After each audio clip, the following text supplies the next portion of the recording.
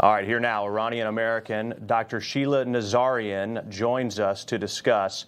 Let's put those pictures back up from Sarah's report of these women that were spared. I want to remind everyone of the number of executions that have happened in the past few months in Iran.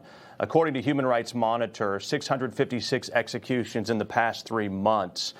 There could be more. That's my suspicion, because we've heard of a lot of potential protesters also losing their life.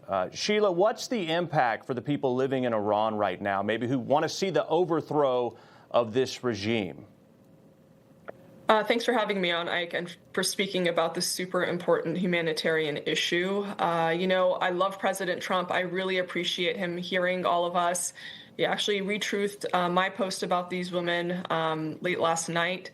And we really, really appreciate all of his efforts. But when he speaks about, oh, there's already been a regime change to the people in Iran, as long as these 1 to 2 executions are happening on a daily basis, it doesn't feel like much of a regime change to them. They are completely wanting this Islamist, brutal, monstrous regime gone, and they will not accept any sort of replacement from within the regime. They are ready for a secular democracy. They have tasted that. They know what freedom feels like. It was only 47 years ago within all of our lifetimes. So they are ready to go back and deeply, deeply regret the mistake of having the leftists join hands with the Islamists on college campuses like they're trying to do here in America, Ike.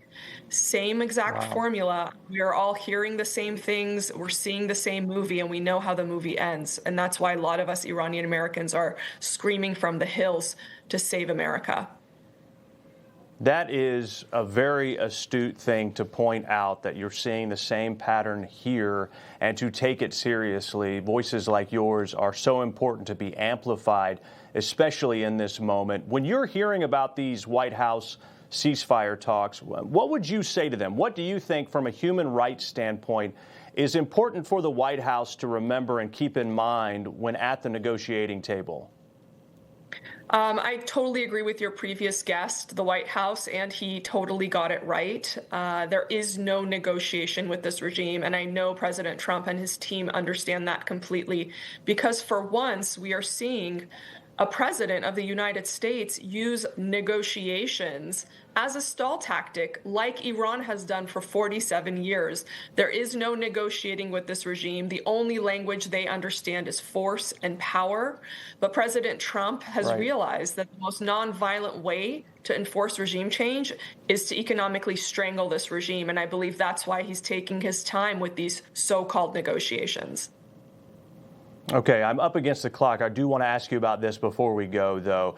Do you see a window of possibility for the people of Iran to rise up and take their country back? And if so, what would have to happen? I've got about 20 seconds.